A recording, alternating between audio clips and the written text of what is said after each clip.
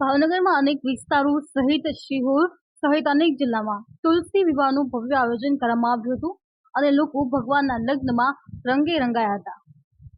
આજરોજ કાર્તક સુદ 11 દેવ ઉઠી 11 તુલસી વિવાહનું પ્રસંગે તુલસી વિવાહની ધામધૂમથી ઉજવણી કરાઈ હતી. આ તુલસી વિવાહમાં આયોજિત દરેક પ્રસંગોને ભાવિકોએ આનંદ ઉમંગથી માણ્યો હતો.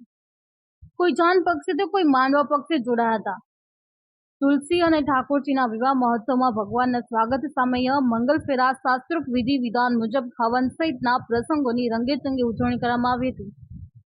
શહેરમાં મંગળવાર કાર્તક સુદ 11 અર્થાત દેવ ઉઠી 11 દેવ દિવાળીનું પર્વ હોવાથી સિહોરની ધર્મપ્રેમી અને શ્રદ્ધાળુઓ ભક્તો દ્વારા અનેક મંદિરો અને ઘરે ઘરે તુલસી વિવાહ પ્રસંગની ઉજવણી કરાઈ હતી.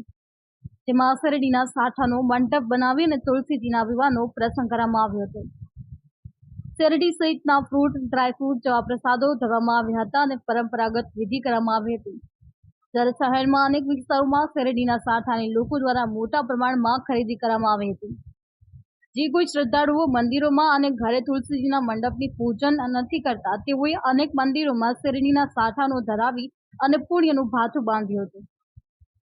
ધાર્મિક માન્યતાઓ અનુસાર કાર્તક સુદ 11 દિવસે તુલસી અને ભગવાન શાલિગ્રામની પૂજા કરવાથી ભક્તોની તમામ મનોકામનાઓ પૂર્ણ થાય છે અને દાંપત્ય જીવનમાં આવતા તમામ પ્રકારના અવરોધો દૂર થાય છે. એવું માનવામાં આવે છે કે આ દિવસે ભગવાન વિષ્ણુ 4 મહિનાની ઊંઘ પછી જાગે છે અને તમામ શુભ મુહૂર્તો શરૂ થાય છે. તુલસી વિવાહ પૂર્ણ થયા બાદ લગ્નની સિઝનના પણ શુભ મુહૂર્તો ચાલુ થાય છે. આ દિવસે ભગવાન વિષ્ણુના શાલિગ્રામ અવતાર સાથે માતા તુલસીના વિવાહ કરવાની પરંપરા છે. ત્યારે ભાવનગર જિલ્લા સહિત અનેક સ્થળે તુલસી વિવાહનું આયોજન કરવામાં આવ્યું હતું. વિપુલ બલિયાર, જી ન્યૂઝ, સિહોર.